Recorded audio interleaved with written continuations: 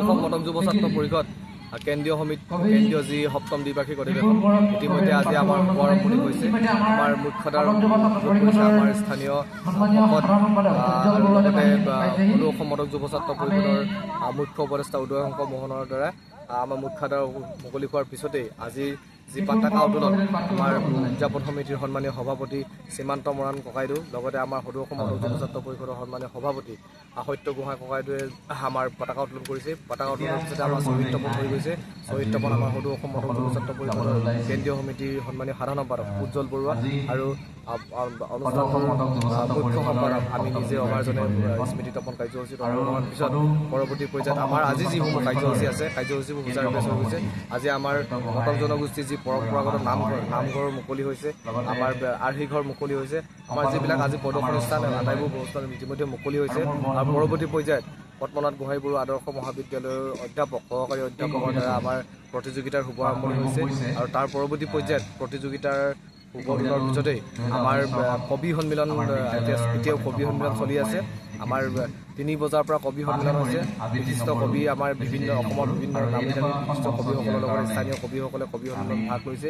আৰু ইয়াৰ পিছতেই আজি আমাৰ প্ৰতিযোগিতাৰ যি সৃষ্টিশীল নৃত্য অকণমান সময়ৰ পিছতে আমাৰ আৰম্ভণি হ'ব। আৰু আমি সৃষ্টিশীল নৃত্যৰ আজি এই প্ৰতিযোগিতাৰ সম্পন্ন হোৱাৰ পিছতে আজি কাৰ্যসূচী আমাৰ সাময়িকভাৱে আজি শেষ হ'ব। আমাৰ সদৌ অসম মটক যুৱ ছাত্ৰ পৰিষদৰ কেন্দ্ৰীয় যি দ্বিবাৰ্ষিক অধিৱেশন ক্ৰীড়া অধিৱেশন আমি প্ৰায় 2.5 মাহৰ পূৰ্বে যিহেতু আমি ইয়াত প্ৰস্তুতি আৰম্ভ কৰিছিলোঁ, আমি সিদ্ধান্ত গ্ৰহণ কৰিছিলোঁ। গতিকে আমি সংগঠনটোৰ সৰ্বোচ্চ যি অনুষ্ঠান অধিৱেশন এই অধিৱেশনত আমাৰ কেন্দ্ৰীয় নেতৃত্বৰ লগতে জিলা আঞ্চলিক শাখা নেতাকৰ্মী যিহেতু ইয়াত ব্যস্ত হৈ আছে। গতিকে আমি জনজাতিকৰণৰ যি বিষয় এই বিষয়টো আমি আংশিকভাৱে আমাৰ আলোচনা হৈছে, কিন্তু আমি পূৰ্ণৰূপে আমি সিদ্ধান্ত গ্ৰহণ কৰিব পৰা নাই। আমি এতিয়ালৈকে নিজাববীয়াকৈ সদৌ অসম মটক যুৱ ছাত্ৰ পৰিষদৰ কাৰ্যসূচীৰ বিষয়ে আমি এতিয়ালৈকে আমাৰ পৰিকল্পনা হোৱা নাই। সদৌ অসম মটক যুৱ ছাত্ৰ সন্মিলনৰ যি কাৰ্যসূচী অনুষ্ঠানত আমাৰ কেন্দ্ৰীয় সমিতিৰ সৈতে জিলা সমিতিৰ বিষয়ববীয়াসকলে তাত অংশগ্ৰহণ কৰি নিশ্চিতভাৱে জনজাতিকৰণৰ যিটো পূৰ্ণ দাবী সেই দাবীটো সন্দৰ্ভত আমি সহযোগিতা আগবঢ়াইছোঁ। আৰু অহা 19 তাৰিখে যি তিনিচুকীয়া জোৰ সমদলৰ বিষয়বস্তু আমাৰ ইতিমধ্যে আলোচনা হৈছে, সিদ্ধান্ত হৈছে।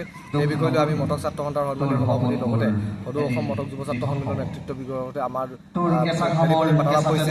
আমি সেই কাৰ্যসূচী ৰূপায়ণৰ ক্ষেত্ৰত আমাৰ যিজনকে সহযোগিতা কৰিব লাগে, জনসাধাৰণৰ মাজত জনজাতিকৰণৰ বিষয়টো যিজনকে প্ৰচাৰ কৰি আমি তেওঁলোকক আমি সেই কাৰ্যসূচীলৈ লৈ যাব লাগে, সেই কাৰ্যসূচী আমি নিশ্চিতভাৱে কৰিবলৈ চেষ্টা কৰিম। কিন্তু আমি আশা কৰোঁ যে এই মুহূৰ্তত যিহেতু কাৰ্যসূচী আজিৰ পৰা চলি আছে, গতিকে 3 দিনীয়া যি কাৰ্যসূচী এই সফল সমাপ্তিৰ কাৰণে আমি সকলো পক্ষৰ পৰাই ৰাইজ তথা সকলো দল সংগঠনৰ পৰা আমি সহযোগিতা বিচাৰিছোঁ, প্ৰশাসনৰ পৰা সহযোগিতা বিচাৰিছোঁ। আৰু সকলোৱে শান্তি শৃংখলাভাৱে আজিৰ সপ্তম অধিৱেশনখন যাতে সফলভাৱে সমাপ্তি কৰে তাৰে আমি কামনা কৰিম।